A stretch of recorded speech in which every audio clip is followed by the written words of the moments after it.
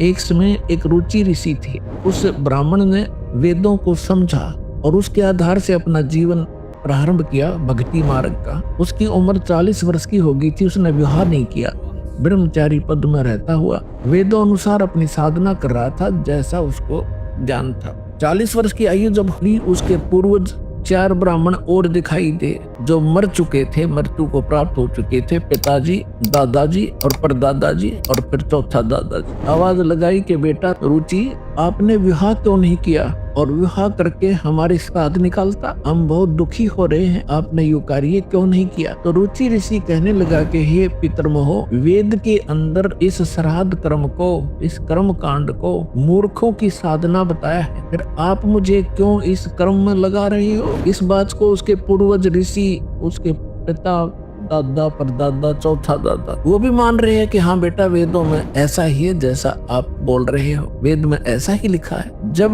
वेद में, वेद है सिद्धांत भगवान का, एक विधान परमात्मा का। अब इनकी अकल देखो, इनकी चोर ले गए इनकी अकल को, इन पितरों की, श्राद्ध निकलवाने वालों की। अब वो लड़का ठीक साधना कर रहा था अपनी वेदों के आधार से, और ये भी मानते हैं कि तू आप जो साधना करे तो मोक्ष मार्ग है, और तुम क्या हमारे वाले माजा तू कुएं में गिर पितर बन। और ये कह रहा है कि रुचि कह रहा है कि ये तो वेद में इसको मूर्खों की पूजा बताया है, अविद्या क्या है, और खुद भी मानते हैं ये बात तो सही है, इसमें कोई मिथ्या। वेद में रिजेक्ट कर दिया कि साधना नहीं करनी चाहिए, पितर पूजा, भूत पूजा। इन्होंने इस रुचि को डरा धमका के, अटबट सुना के, अब जिसके पहले वाले 4 दादे, परदादे, पिताजी दिखाई दे जा, ये तो खर बुद्धिमान व्यक्ति था, थोड़ा बहुत इसने तो अपना तर्क दे भी दिया। और आपको कोई 4 दादे दी तो जब समर्पण कर दो, बोलो जी के को वही कर दूंगा। तो हमने इन दादों के चक्कर में ही पड़ा नहीं।